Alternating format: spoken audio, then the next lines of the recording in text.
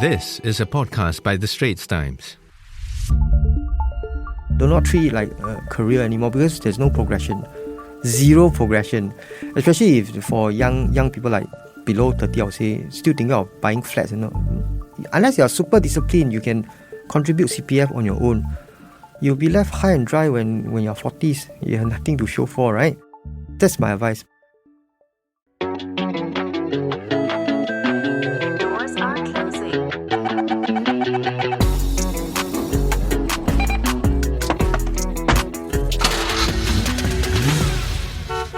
Hello, I'm Lee Nian Tjoe, ST's Senior Transport Correspondent, and welcome to Wheel Insights, where we keep it wheel. The podcast covers a broad range of transport topics, from vehicle prices to trends and issues connected to buses, MRTs, taxis, bicycles, you name it. Well, today, we're chatting with a budding YouTuber, one who also happens to be a taxi driver. And the taxi industry, in case you missed the news, has been turned upside down with the rise of ride-hail services. So the question I want to ask is becoming a content creator a viable career choice for all the taxi uncles around us? Let's find out. Hello, Eddie. Now, to start off, your YouTube channel is called LazyCabbie. Is it meant to be ironic, or are you not the hardworking sort? How many hours do you work in a day or a week? The channel name LazyCabbie is actually given by my wife. So she always say I'm lazy so LazyCabbie lor. That's how I got the channel name. I drive full-time, OMO, so one-man show, at least about 10 hours a day, including weekends and holidays. Wow, that is quite intense. What about filming? How much time do you spend on filming this for LazyCabbie? Initially, I spent quite a lot of time, I would say, because I was learning. Filming itself took me about 2-3 hours to get all the angles. And then when I get back home, I need at least 3 hours to edit everything. So I would say 6 hours per clip or per video. But as I move along and learn, practice more, I could maybe do it about 3-4 hours. And how long are these clips? They are like 5 minutes, 10 minutes? I would say 8 minutes and above. Wow. Right. So it can take like, you used to, when you start off, it was like 6 hours to make about 8 to 10 minutes. Yes. Yeah, because there are certain things you need to follow the guidelines per YouTube's, requirement. And then music, you need to source copyrighted material and this. And include the time also include the content ideas. I see. Yeah. So from concept to scripting it in some way, and then of course filming and editing, and it's all self-taught? Yes. I didn't go for any courses. I would love to, maybe next time. You don't sound lazy at all, man. You talk to my wife about that. How do you, when did you start with this business of making YouTube videos? When? Yes. How old is this channel? 2 months. 2 months plus. Yeah. So how is the views? How is the like, share, subscribe? Right? How are you doing on that front? Now, morning I checked was 4,005 subscriber, and I think there are about 250,000 views. So when I started, it was about three subscriber. That's you, your wife, and your child. No, I didn't tell anybody. So the trick is you do not tell everybody because they will mess up your algorithm. The views is a couple of views only but it grew from there. I have no idea why. Yeah. So you went in that 2 months to the point where actually you were offered to monetize the channel. Am I correct? Within a month, I think. Within a month, I was given the green light to monetize. Correct. So how many videos do you have out there? Now it's about 30 plus. There's 6 unscheduled waiting to be published. Yeah. So again, we're coming back to how, despite the name, you're actually very diligent in planning it out, right?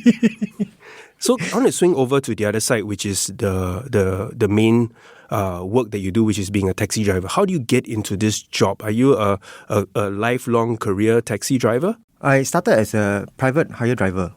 Yeah, because at that time I needed money, and that was the lowest hanging fruit. I needed money fast. And that time, private hire is very hot. What went around? When was this?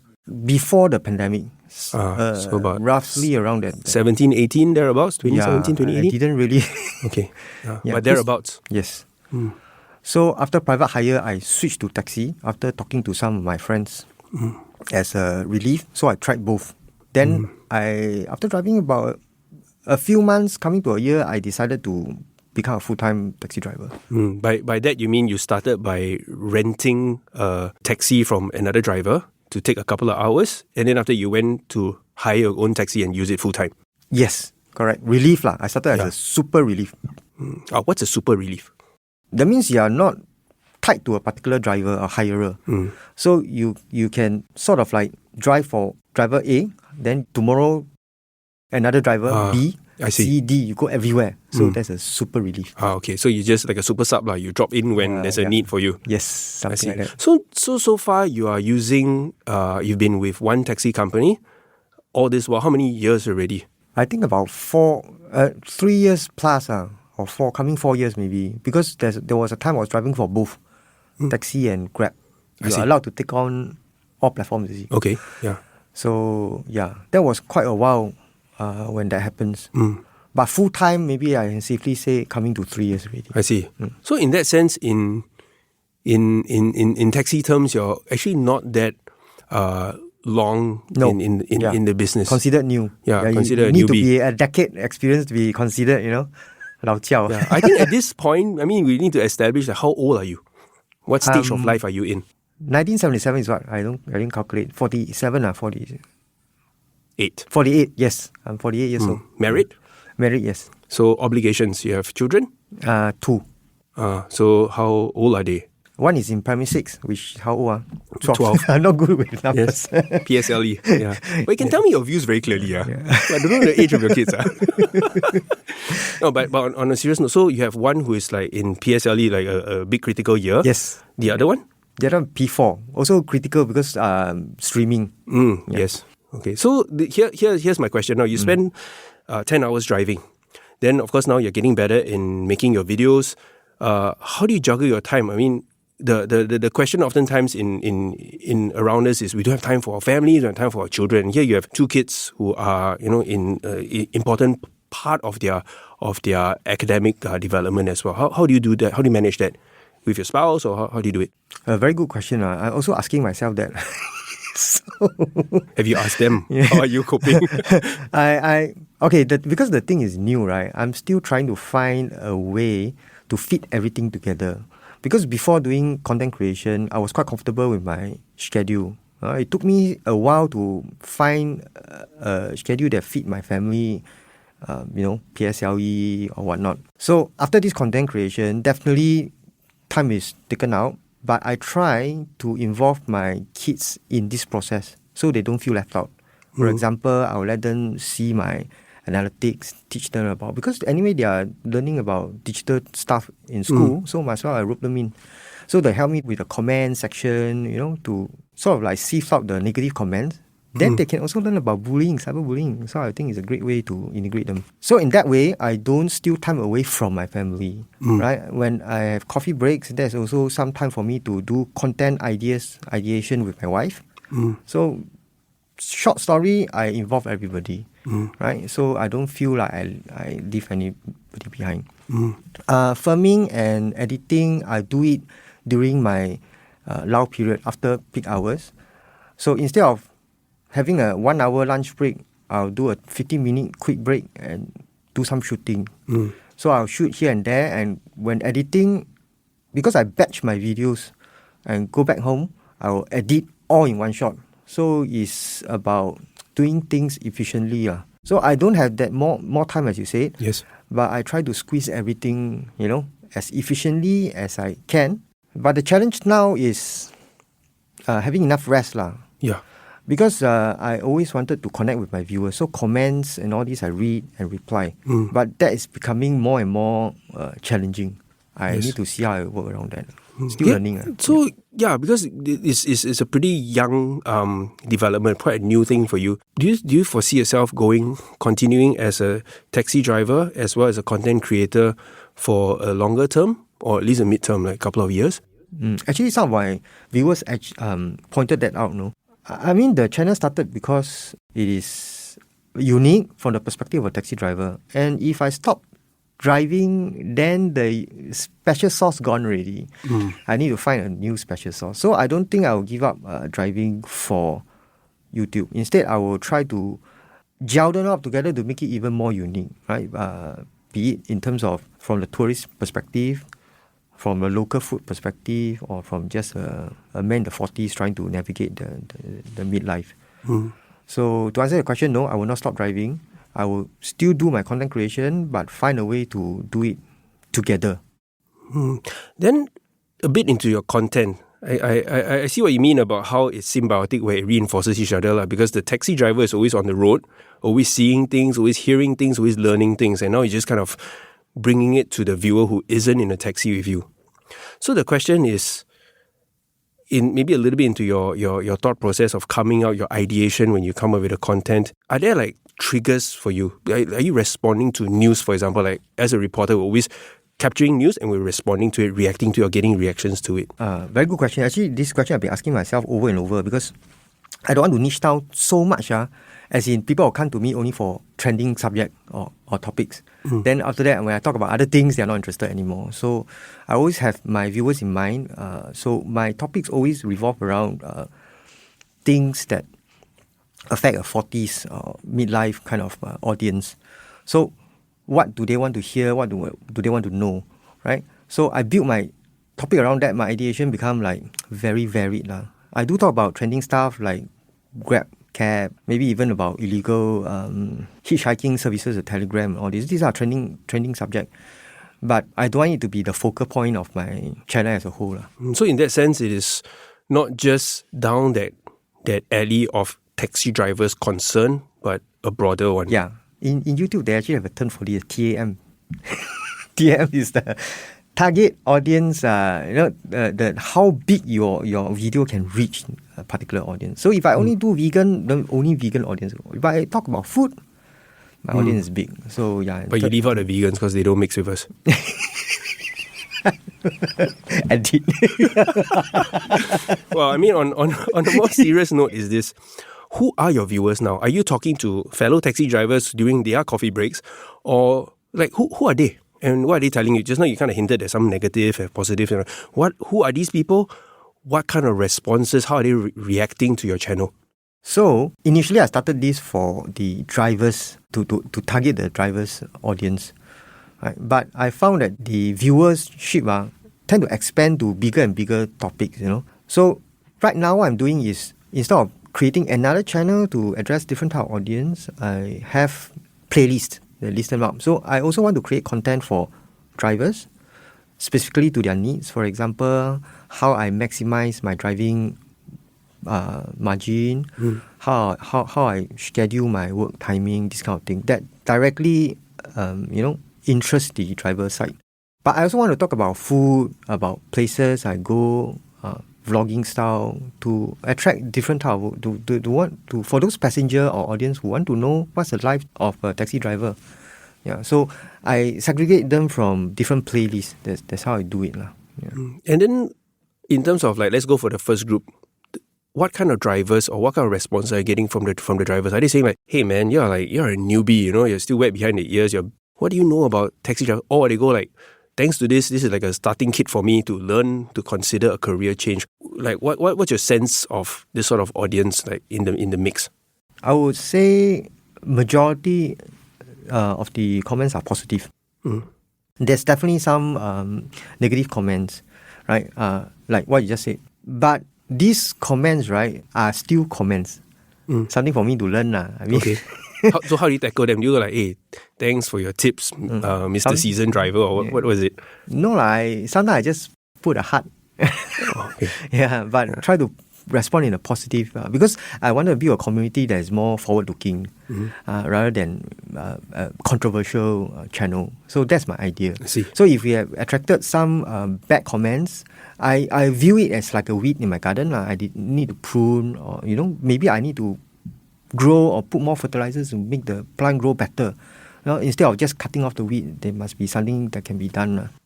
So the main idea is to build a positive community. Are you already seeing a community, like there are regulars who go like, hey Eddie, thanks man, like this, or when's your next one? The sort of fandom, as it were, that is already growing? Oh yes, definitely. In fact, This is not your family. No. I want to be clear. No. So, surprisingly, the vocal ones are the drivers. Okay. The one that commented most on my channel are drivers. They are actually driving for a living. Yes. Yeah, the passengers drop more simple comments like "Wow, good work, 加油" and all this, right? Yep. The long and lengthy, very thoughtful messages are those that's really hustling. Right? I believe you see, when you are on the route, actually we meet a lot of passengers, but a lot of time we are just lonely people, because there's no peers or colleague to talk to. Eating lunch also alone. So sometimes they have thoughts in their mind, some belief they have, they can't get out of the system. So I think this is a very good forum for them to blast it out, because it's not judgmental. Does somebody else will pick up, like say a viewer, say he's a fellow driver, he picks up at this point that Eddie said, I agree or I disagree, these are my points. Some guys will echo and says, no, let me take it a bit further. Like you actually see this sort of engagement, it becomes like a forum board sort of thing? Yes, actually that's what I wanted it to be also. It's like an interaction, because YouTube can be both ways.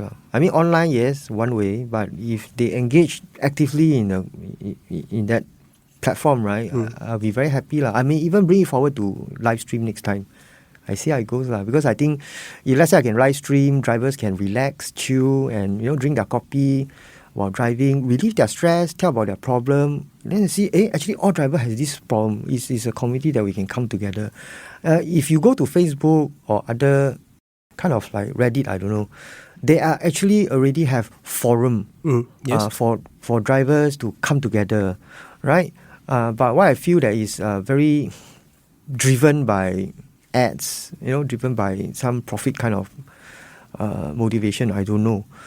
But sometimes the communication is very one way. Yeah, sometimes, yeah. As in from the one who posts, and like just basically I'm preaching. As in like who can post. What kind of post will be taken out because it's not according to the guidelines. So it's gated. Okay. Yeah. So sometimes your views will not be voiced out. Yeah. I mean, to bring it closer to the core of this podcast, is I want to get your view, maybe also from what you're seeing from in terms of comments, right?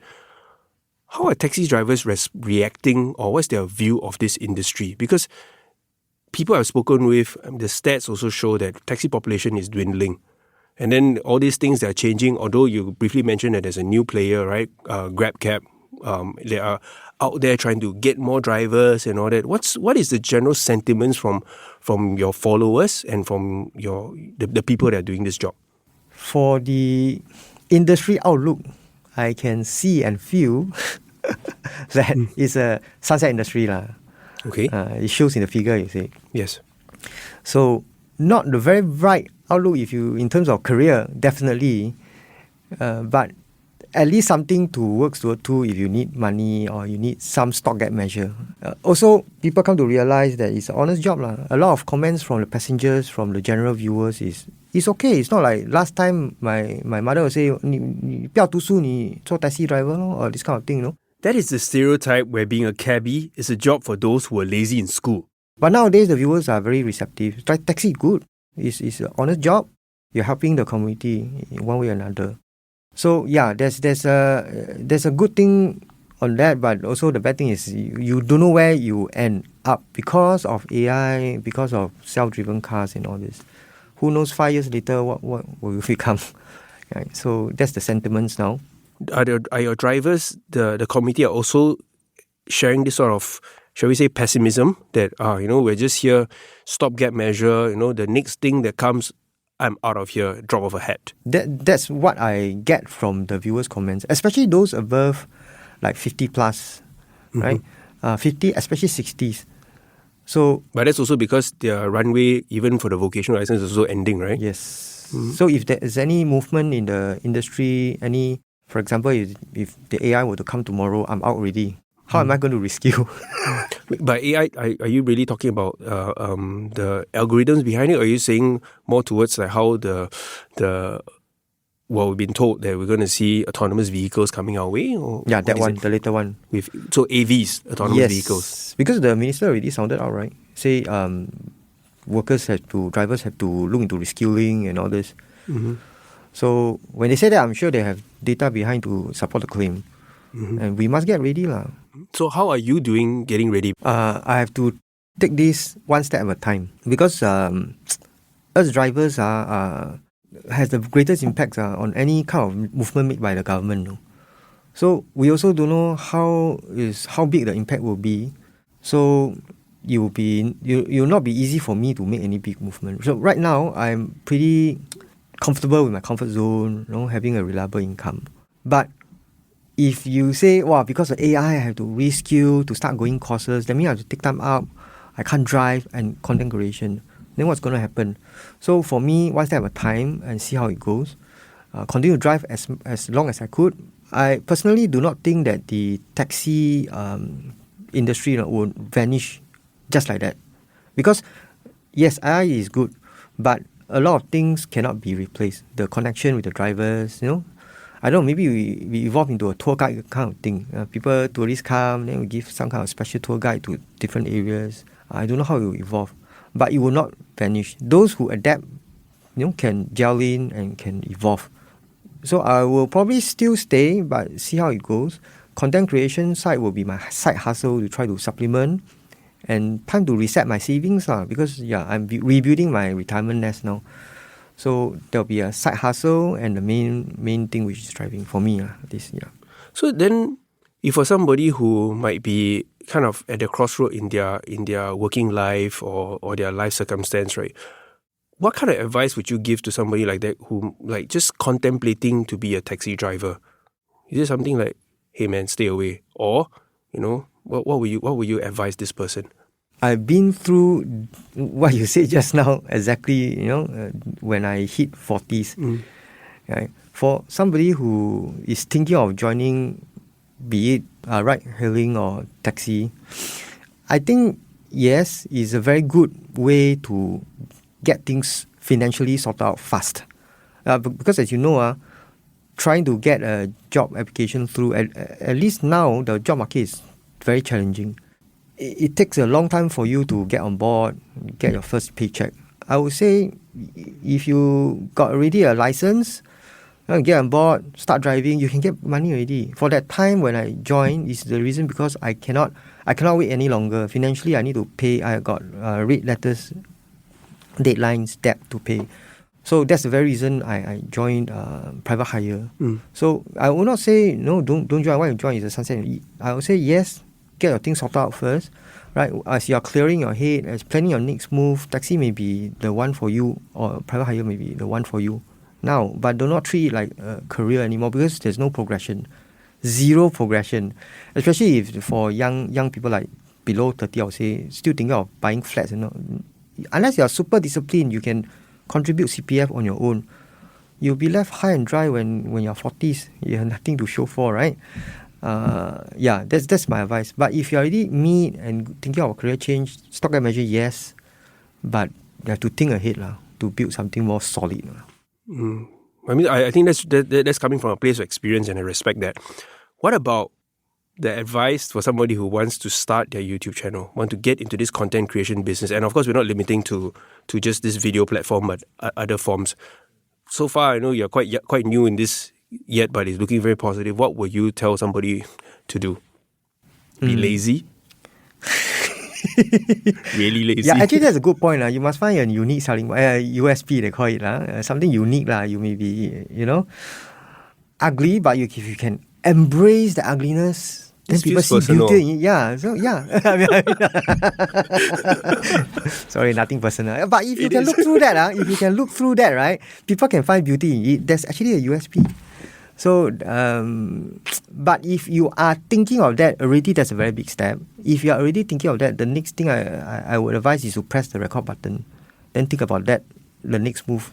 Because the difficulty is pressing the red button on your iPhone or on your camera. But once you can pass through that, after that it becomes like, okay, instead of focusing whether I can do it with view, you will be instead thinking how to publish, how to edit, how the why or when or the stress, right, becomes like more like, okay, how do I do it better and all this. So the perspective change is actually very powerful. Fundamentally is to start. Yes. So now I want to end with this. I need to ask you a really important question. Right after this recording, are you going to be driving or recording?